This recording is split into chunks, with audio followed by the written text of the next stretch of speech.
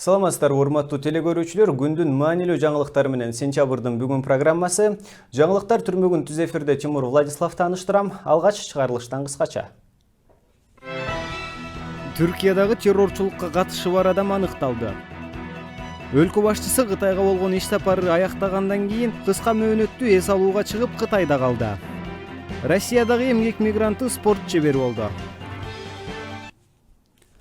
Башкы прокуратура депутат Аида Салянованын кол тийбестигин алууга дилгирлене элек. Бул тууралуу аталган органдын маалымат кызматы 24 KG сайтына билдирди. Анда териштирүү иштери аягына чыга электиги, депутаттын кол тийбестигин алуу козголгон кылмыш ишинин жыйынтыгына байланыштуу болору айтылган. Ал эми атамекен Саляновага козголгон кылмыш ишти саясий буйрук деп атады. Аталган партия депутат Аида Саляновага кылмыш иш козгоодо УКМК жетекчилиги менен башкы прокурор Индира Жолдубаева президенттин буйругун аткарганын белгилеген. Ошондой эле Саляновага кылмыш иш ачууну аны коркутуп коюу аракети катары баалаган. Президент Алмазбек Атамбаевдин конституциялык укуктарынан аша чабууну токтотууну, укук коргоо органдарынын ишигине кийлигишпөөнү. Ал эми УКМК менен башкы прокуратурадан саясий буйрутмаларды түздөн түз аткаруучу болбоону, мыйзамга таянуу менен иш жүргүзүүнү талап кылган. Эске салсак, башкы прокуратура юстиция министри болгон учурда кызмат абалынан ашкере пайдаланып, кылмышка шектелген Алексей Елисеевдин адвокаттык лицензиясын мыйзамсыз узарткан деген жүйө менен Аида Саляновага 26 декабрда кылмыш ишин козгогон. Депутат болгонго чейин юстиция министри башкы прокурор кызматтарын аркалаган Саляновага буга мыйзамдык негиз жоктугун айтып келет. Башка жаңылыктардан Бишкек шаар мэрлигине талапкерлер Бишкек шаардык кеңештин фракциялары менен жолугушууларды өткөрдү. Шаардык кеңештеги ар бир фракция 2 талапкерден программаларын укту. Жалгыз гана социал-демократтардын талапкерлердин программасын журналисттерди катыштырбай укту. Албек Ибраимовдун программасын социал-демократтар жабык эшик артында укту. Биздин чыгармачыл топ жыйынга барып, бирок фракция лидеринин чечими деп отурумга киргизилген жок. Шаардык кеңештин жыйындар залынын каалгасы 1 саат бою ачылбай. Социал-демократтар Албек Ибраимов менен сүйлөшүштү. Жыйындан чыккан Ибраимов бир нерсеге кыжаалат болгондой шашып эле кетип калды. Социал-демократтардын лидери Алмаз Кененбаев эшикти ачкандан пайдаланып, ичинде эмне жөнүндө сөз болуп, кандай чечим кабыл алынганын билүүгө аракет кылдык. А где кандидат? Кандидат где? Ну пусть заходит. Кандай чечим кабыл алгансыздар? Албек Ибраимовдун талапкерлигин айтыңыздар. Жок, биз чечим кабыл алганбыз 31 декабрда көпчүлүк коалиция менен. Анан Албек Сабырбековичти көрүп атабыз, сунуш кылып, талапкер кылып, эме мэрдин ордуна. А бүгүн мындай тааныштыруу, алдын ала мындай өз ойлорду, каалоо тилектерди ар бир фракция менен жолугушуу болуп атат талапкерлер. Анан азыр эле Албек Сабырбекович менен фракция СДПК жолугушуп, каалоо тилектерди айтып, шаардын кандай келечекте ойлору бар эле ошонун баарын тең. Албек Сабырбекович өзү дагы өзүнүн мындай алдын ала кандай коюп аткан иш максаттарын айтып берди. Эми азыр мына дагы бир талапкер чыгып атат, ошону дагы фракция угуп билейин деди эле.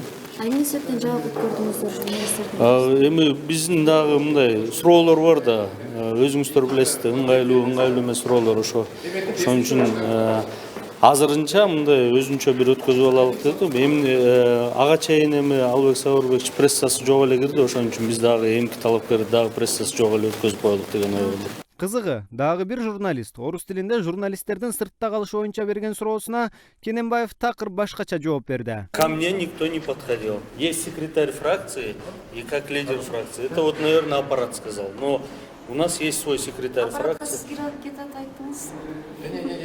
Жок.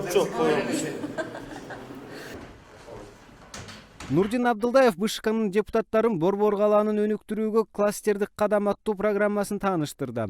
Презентациямда мен ошондой эле мэриянын администрациясы коалициялык болушу керектигин айттым.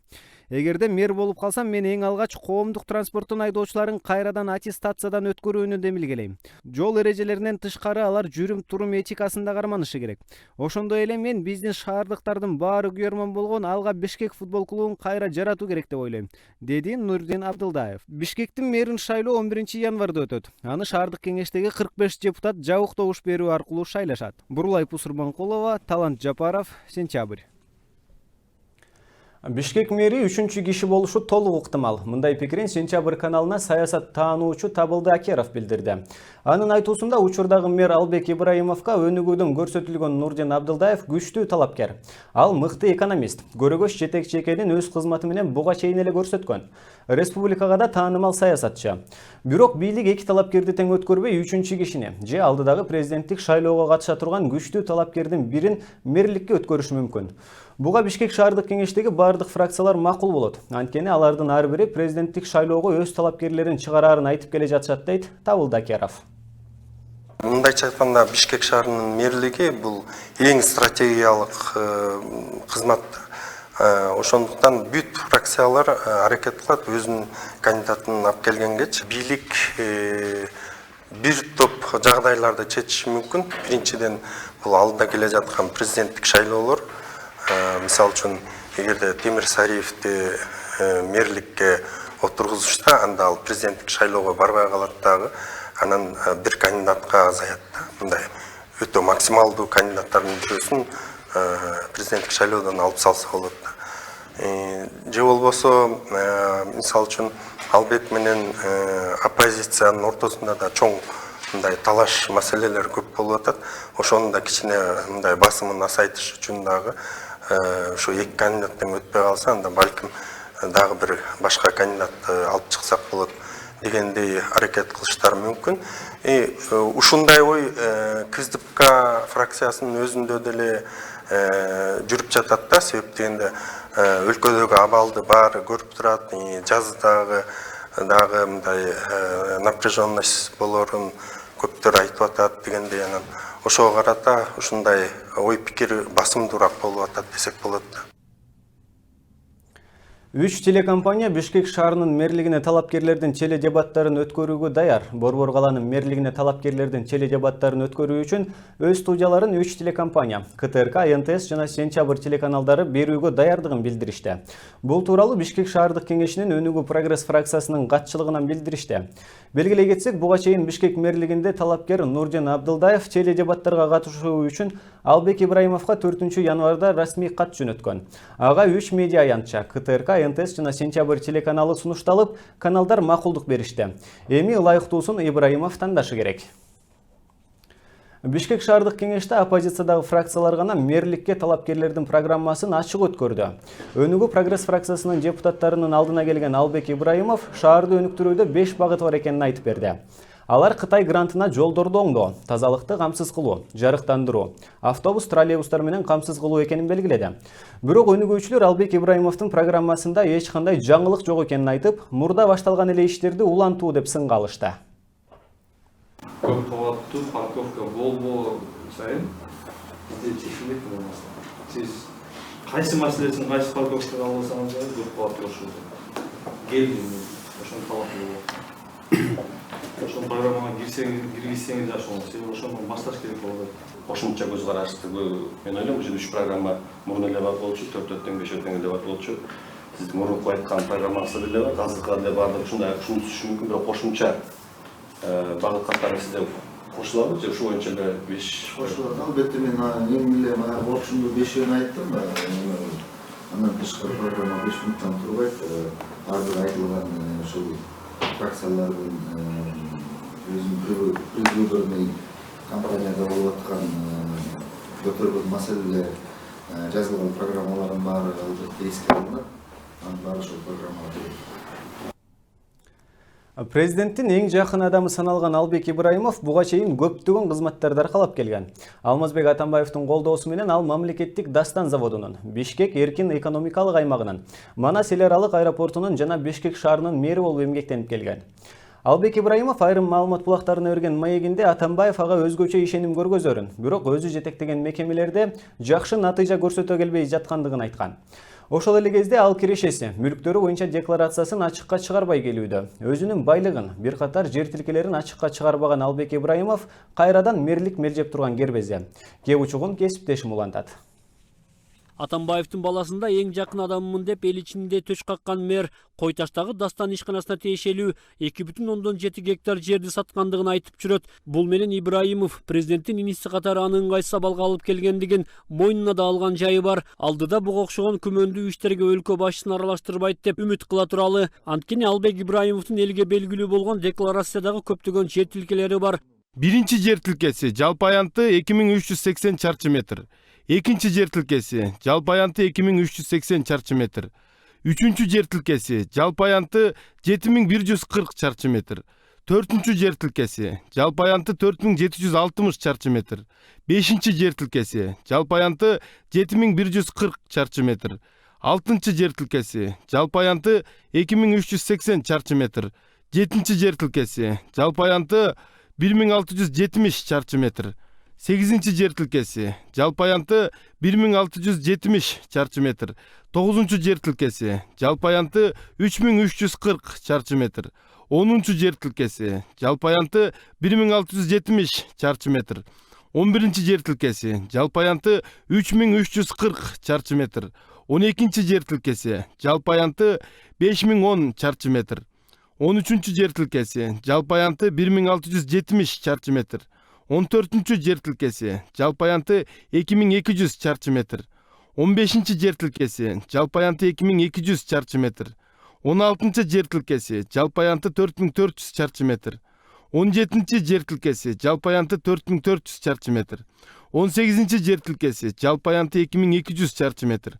19-cü жер тилкеси жалпы аянты 2200 чарчы метр. 20-cı жер тилкеси жалпы аянты 6600 чарчы метр. 21-ci жер тилкеси жалпы аянты 2380 чарчы метр. 22-ci жер тилкеси жалпы аянты 2380 чарчы метр. 23-cü жер тилкеси жалпы аянты 9520 чарчы метр.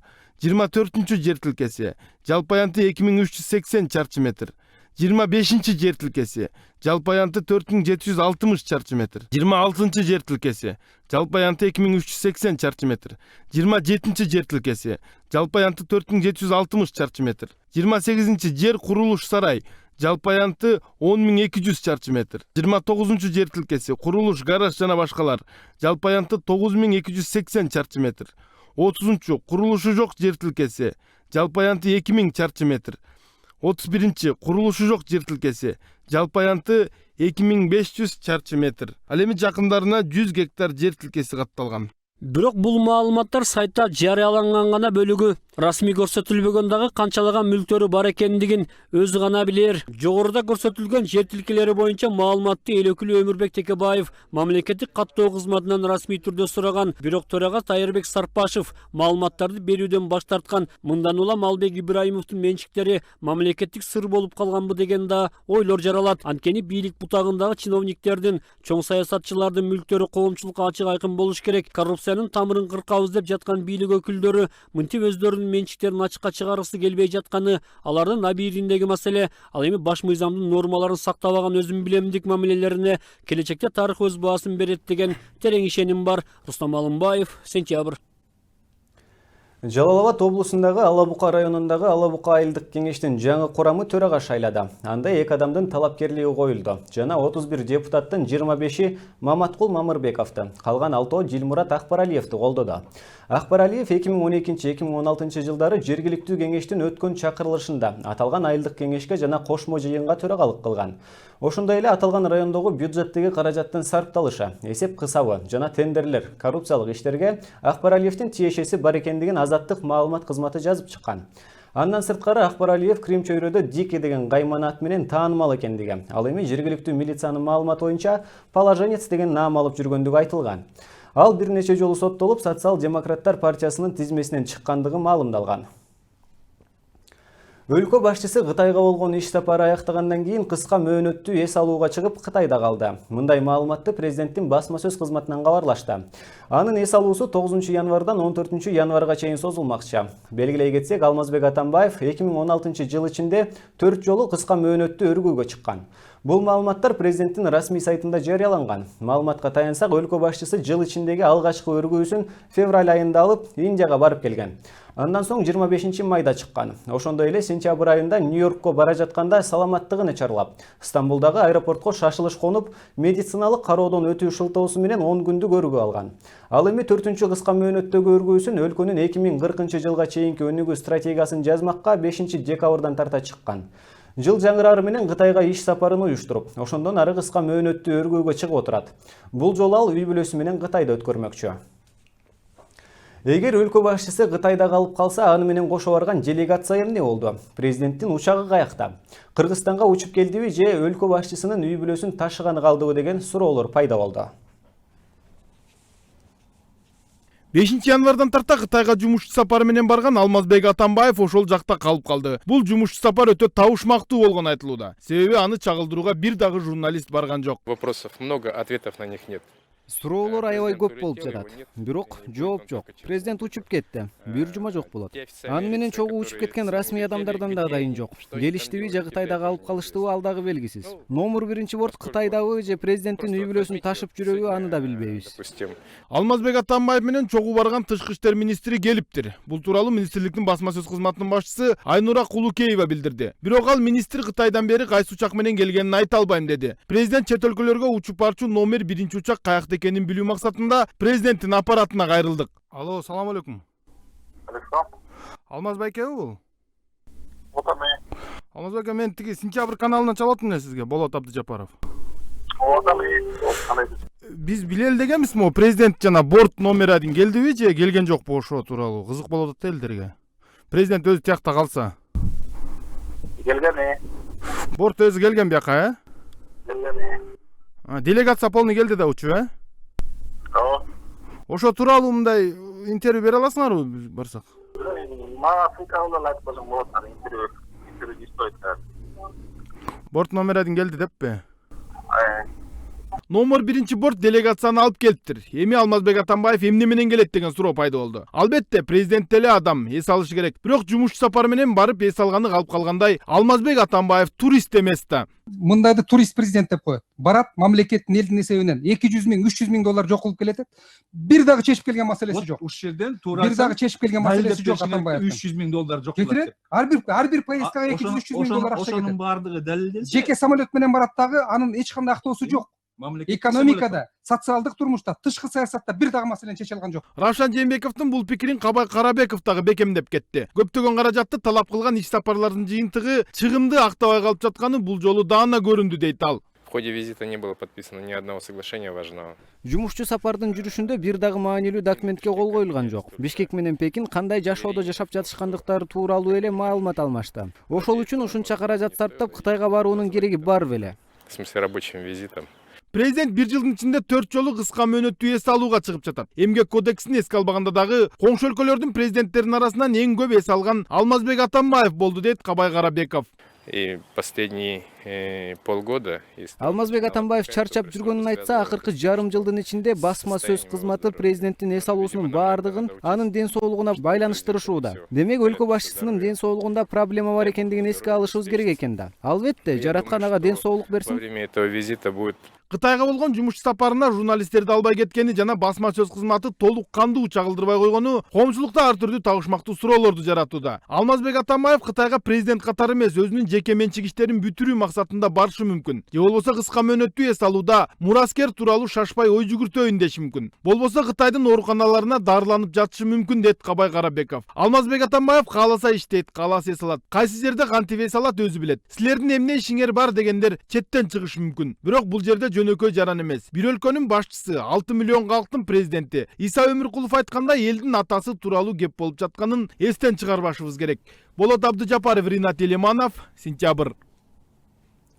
2017 жыл президенттин жарлыгы менен адеп, ыйман жана маданият жылы деп белгиленди. Президенттин демилгесин талдап берген коомдук биринчи канал айрым саясатчылар такыр эле адепсиз деп адаттагыдай шуап өттү. Адамдын аброюна шек келтирүү адептүүлүккө, бирөөнү каралоо ыймандуулукка жатабы? Бул тууралуу кабарчыбыздын материалы. Кыргыз Республикасынын президенти Алмазбек Шаршенович Атамбаев 2017 жылды ыйман, адеп жана маданият жылы деп атады. 2017 жыл ыйман, адеп жана маданият жылы деп жарыялаган жарлыгын чыгарган. Бул маалымат кече жакында КТР жаңылыктарынан элге жарыяланды. Жарыяланмак турсун КТР президенттин маданияттуу, адептүү, ыймандуу бололу деген жакшы ниетин шылдың калгансып, расмий маалыматты расмий адамдардын айтуусунда жөн эле көрүүчүгө жеткирип койбой, баягы оорусун дагы карматып, маалыматтын аягын президенттин оппоненттерин жамандоо менен бүткөрдү. Тагыраагын айтсак, президент быйылкы жылды ыйман, адеп, маданият жылы деп жарыялаганын жана президенттин ал жарлыгы тууралуу анын аппарат жетекчисинин орун басары өткөргөн жыйынын көргөзүп келип эле, мунул төмөнкү саясатчылар маданиятсыз деп турган жеринен айнып кетишти. Сөзүбүз куру болбосу үчүн ал сюжеттен кыскача көрсөтө кетели. Анткени буга чейин бир катар беделдүү адамдар коомчулукка терс көрүнүш, ороо иш аракеттери менен эсте калган. Таанымал эле саясатчынын кашаадан секиргени да эл арасында бир чети таң калууну жаратса. Бул кадрлар мындан 4-5 жыл мурун тартылып алынган КТРдин архивдик материалы экенин билебиз. Ушунча болду анда президент өзү деле көп кемчиликтерин бул жылы оңдош керек. Эл алдына чыгып сүйлөгөндө аябай кылдат болушу керек. Ушуга чейин аябай одоно кемчиликтерди дагы кетирди. Анын момундай балп этмейлерин деле көрсөтө кетпейт беле. Талассага жер болбойт, талассыздар эл болбойт. Нарындыктар малчысыңар. Мына койсуңар. Ал балашка билбейт го. Анткени анын шайлоодо дагы каражатын биз көтөрүп бергенбиз. Азыр деле крысалар көп да мындай. Это не катание в катании. Бергисин айтпайлы коюнам. Эми мейли. Бирок жок дегенде президенттин жарлыгын элге жайылтууда болгондо дагы ыйман, адеп, маданият тууралуу кеп болгондо адепсиздикке барбай, кара пиарды токтото турса болбойт беле деген ойго кетесиң. Андай болсо былтыркы жылы оппозицияны шыбап, алардын үстүнөн жалган жала жаап, барып турган адепсиздик, ыймансыздык, маданиятсыздыкты кылган Сегизбаевди мисалга тартса, эмнеге болбойт деген суроо дагы көрүүчүлөрдүн көңүлүндө жаралбай койбосо керек. Элдин астында, силердин астыңарда берген антымды бузган болмок. Ошондуктан, урматтуу депутаттар, биз бул документ колго түшкөндөн кийин, бул апостилди аныктагандан кийин түзмө-түз өзүбүздүн президентибиздин колуна тапшырдык. Эгерде бул жерде мыйзам бузуу болсо, анда мен жооп берейин. Айтмакчы, буга кошумча, Максимдин 2,5 гектар жерин дем алыш күнү аукцион өткөрүп, аялына алып берип койгон Албек Ибраимовду неге айтып өтүшпөйт? Ушулардын баарын айтып келип, эми мындан ары ыймандуу, адептүү бололу деп койбойт беле деген теле көрүүчүлөр дагы болушту көрүнөт. Ош облусунда өзүн КТРКнын кабарчысы катары тааныштырып, мамлекеттик кызматкерлерден акча өндүрүп жүргөн адам кармалды. Күч органдарынын маалыматына ылайык ал эфирге чыгарам деп, Араван районундагы 8 мектептин директорлорунан 1500 сомдон акча алган. Андан тышкары ресторанда өтө турган майрамдык салтанатка жасалма чакыруу кагаздарын берген. Директорлор куттуктоолор эфирге чыкпагандыктан каналдын Ош шаарындагы өкүлчүлүгүнө кайрылгандан кийин гана андай кабарчы жок экенин, алданышканын билишкен. Шылуундук кылган жигит тойлорду видео тасмага тартып иштеп келгендиги айтылууда. Социалдык тармактарда ООО мобилдик операторунун бирдиктерин жүктөө акысынын 10 сомго кымбатташына президенттик аппараттын тышкы саясат бөлүмүнүн башчысы Сапар Исаковдун тиешеси бар деген маалымат тарады. Бул боюнча ал аталган дилдердик компанияларга менин эч кандай тиешем жок. Бул карандай калп. Айрым жалпыга маалымдоо каражаттар мени элди карактоочу деп күнөөлөшүүдө. Бул тууралуу мен Пекинде жүргөндө уктум деп билдирди. Ал эми маалымат тууралуу жалган жала жана өзүн эл алдында жаман көрсөтүү аракети деп баалады. Ошондой эле ал бул боюнча сотко арыз менен кайрылуу тууралуу ойлонуп жаткандыгын айтты. Белгилей кетсек, 1 январдан баштап ООО мобилдик операторунун абоненттерине бирдик жүктөөдөгү комиссия 5 сомдон 10 сомго көтөрүлгөн. Буга байланыштуу социалдык тармактарда бул оператордун кызматынан колдонуудан баш тартууга чакырган акциялар өтүп, кийин бул сумма мурдагыдай 5 сом боюнча калат деп чечилген.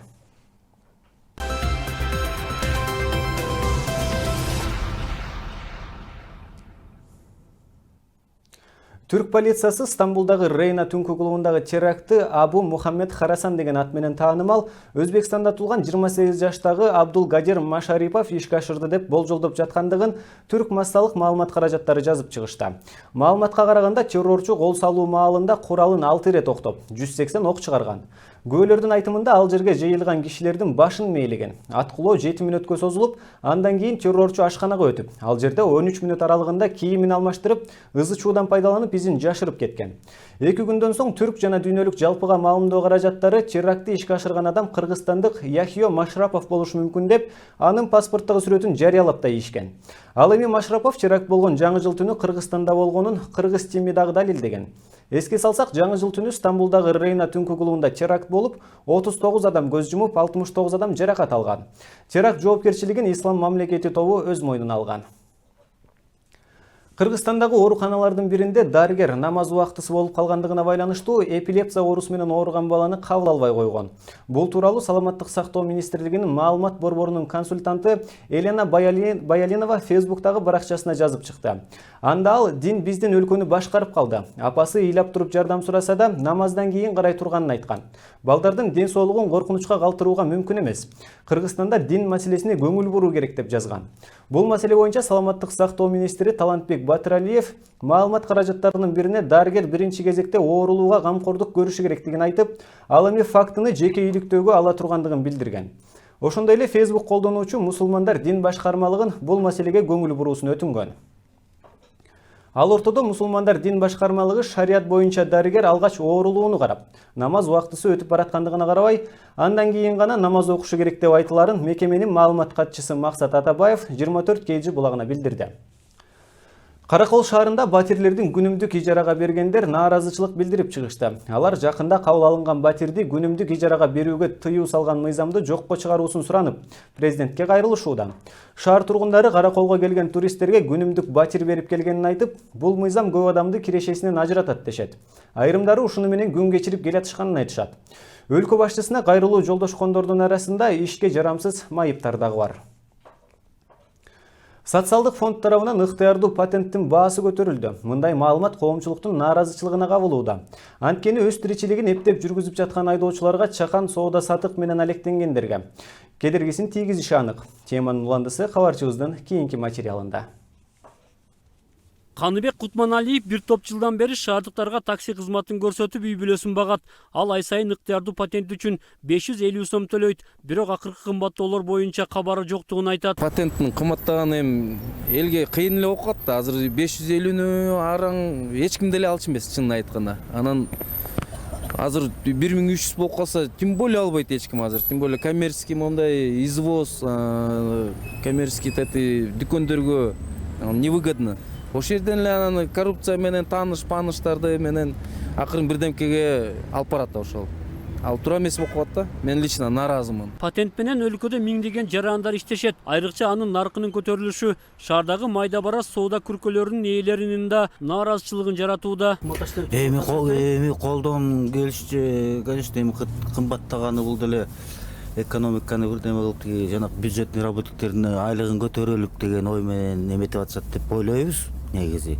Бирок ошол учурда бизди дагы ойлош керек да, соодагерлерди дагы ошо патент кичине төмөнүрөөк болсо, чтобы было это удобно для как для покупателя, так и для торговца дегендей. Ал эми тариф кандай себептерден улам көтөрүлгөндүгү жөнүндө социалдык фонд жетекчилигинен маалымат алуу аракетибизден майнап чыкпады. Ыктыярдуу патент ким тарабынан берилгендигин толук билбеген төрага Теңизбек Абджапаров муну салык кызматынан сурагыла деп таң калтырды. Биз патентти биз сатпайбыз. Патентти налогчулар, налогко кайрылган. Карапайым калк эптеп өз арабасын тартып жатканда өкмөттүн мындай чечими коомчулукта ар кандай сын пикирлерге туш болууда. Айрым талдоочулар өкмөт казынанын ордун толтуруу үчүн ушундай кадамдарга барып жаткандыгын белгилешип, учурда патентти жогорулатууга эч кандай негиз жоктугун айтышат. Азыркы күндө мына соцфонд тарабы, бул салык инспекция тарабынан эмес, бул соцфонд тарабынан ушул көтөрүлүп атканы мен ойлойм бул туура эмес. Бул эрте деп ойлойм. Себеби азыркы күндө биз мындай айылдагы элдин катмарын карап көрөлүчү. Мына 800дөн 900га жакын 1300 болсо бул канча дем? Бул 40%-тен ашык көтөрүлүп калып атат. Мен ойлойм, муну сөзсүз түрдө өкмөт кайрадан карап чыгыш керек. Себеби биз өзүбүздүн жеке ишкерлерибизге, чакан ишкер менен айлык болгон ишкерлерибизге биз жардам берген ордуна буларды кайрадан салык менен кылып, же болбосо соцфонддун кандай саясат жүргүзүп атканы жөнүндө да бул жөнүндө билишибиз керек да. Кандай максатты булар көздөп турат, муну да караш керек. Быйылкы казынадагы ири каражаттар той топурларга жумшалганы маалым. Бөксөргөн казынанын толуктоого өкмөт кошумча төлөмдөрдү жогорулатып жаткандыгына коомчулук түшүнбөй нааразы болуп турган чагы. Рустам Алымбаев, Сентябрь.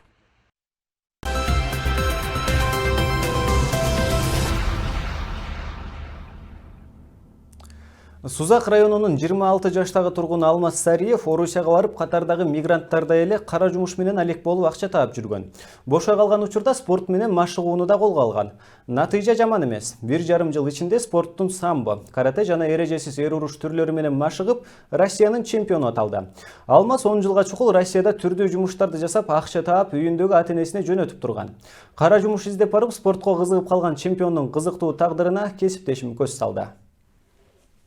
Медал катар тизилген кубоктор менен грамоталардын бардыгы Россия өлкөсүнүн атынан берилген сыйлыктар. Анткени спортчу өз ийгиликтерин мигрант болуп жүрүп жарата алган. Москвада иштеп жүрүп, бир күн иштен келсем, бир тууган агам бар, чогуу жашаган.